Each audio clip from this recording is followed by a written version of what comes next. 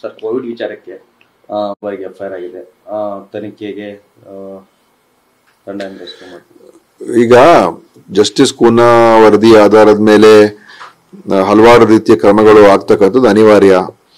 ಯಾಕೆಂದ್ರೆ ಅವರ ಒಂದು ಅಬ್ಸರ್ವೇಷನ್ಸ್ ಏನಿದೆ, ಬಹಳಷ್ಟು ದೊಡ್ಡ ಪ್ರಮಾಣದಲ್ಲಿ ಭ್ರಷ್ಟಾಚಾರ ಆಗಿದೆ, ದೊಡ್ಡ ಪ್ರಮಾಣದಲ್ಲಿ ಸರ್ಕಾರದ ಬೊಕ್ಕಸಕ್ಕೆ ನಷ್ಟ ಆಗಿದೆ, ಅನೇಕ ಕೆಲವು ಕಡೆ ಅನಾವಶ್ಯಕವಾಗಿ ಬಹಳ ದೊಡ್ಡ ಹೆಚ್ಚಿನ ಬೆಲೆಯನ್ನು ಕೊಟ್ಟು ಖರೀದಿ ಮಾಡಿರತಕ್ಕಂಥದ್ದು, ಕೆಲವು ಕಡೆ ಬೋಗಸ್ ಕಂಪನಿಗಳಿಗೆ ಆರ್ಡರ್ಗಳು ಕೊಟ್ಟಿರುವಂಥದ್ದು, ಕೆಲವು ಕಡೆ ಬೇರೆ ಬೇರೆ ಪ್ರೊಸೀಜರ್ ಲ್ಯಾಪ್ಸಸ್ ಆಗಿರುವಂಥದ್ದು, ಹಲವಾರು ವಿಚಾರಗಳಿದೆ.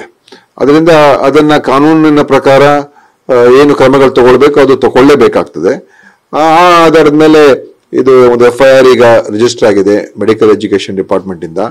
ಮತ್ತು ಇನ್ನು ಬೇರೆ ಬೇರೆ ಪ್ರಕರಣಗಳು. ನಿಮಗೆ ಉಬ್ಬಿದ ರಕ್ತನಾಳ ಅಂದ್ರೆ ವೆರಿಕೋಸ್ ವೇನ್ಸ್ ಸಮಸ್ಯೆ ಇದ್ದಲ್ಲಿ ಫ್ರೀ ಡಾಪ್ಲರ್ ಸ್ಕ್ಯಾನಿಂಗ್ ಗಾಗಿ ಹಿಂದೆ ಭೇಟಿ ಕೊಡಿ ಏವಿಸ್ ಆಸ್ಪತ್ರೆಗೆ. ಯಾಕಂದ್ರೆ ಒಂದೊಂದು ಪ್ರಕರಣ ಒಂದೊಂದು ತರ ಇರ್ತದೆ. ಕೆಲವು ಪ್ರಕರಣಗಳನ್ನ ಬಹಳ ಸ್ಪಷ್ಟವಾದಂತ ತಪ್ಪಾಗಿದೆ ಅಂತ ಅದು ಕಾಣ್ತಾ ಇರೋದ್ರಿಂದ ಕೂಡಲೇ ಎಫ್ಐಆರ್ ಅನ್ನು ದಾಖಲೆ ಮಾಡುವಂತ ಕೆಲವು ಪ್ರಕರಣಗಳಿರ್ತದೆ. ಕೆಲವು ಪ್ರಕರಣಗಳು ಇನ್ನು ಹೆಚ್ಚು ಅದರ ಬಗ್ಗೆ ವಿಚಾರಣೆ ಮಾಡುವಂಥದ್ದು ಮತ್ತೆ ನಂತರ ಕ್ರಮ ತಗೊಳ್ಳುವಂಥದ್ದು ಇರ್ತದೆ. ಅದರಿಂದ ಅದು ಒಂದೊಂದಾಗಿ, ಯಾಕಂದ್ರೆ ಬಹಳಷ್ಟು ಇದೆ, ಸಾವಿರಾರು ಪುಟಗಳು ಇರುವಂತ ಒಂದು ವರದಿ ಅದು.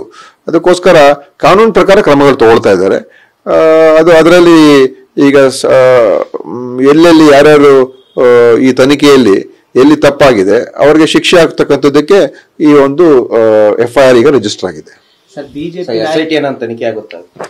SIT ರಚನೆ ಮಾಡಬೇಕು ಅಂತ ಇದೆ. ಈಗಾಗಲೇ ಅದು ನಮ್ಮ ಕ್ಯಾಬಿನೆಟ್ ನಲ್ಲಿ ತೀರ್ಮಾನ ಆಗಿತ್ತು ಹಿಂದೆ. ಈಗ ಈ ಎಫ್ಐಆರ್ ಗಳು ರಿಜಿಸ್ಟರ್ ಆಗ್ತದೆ.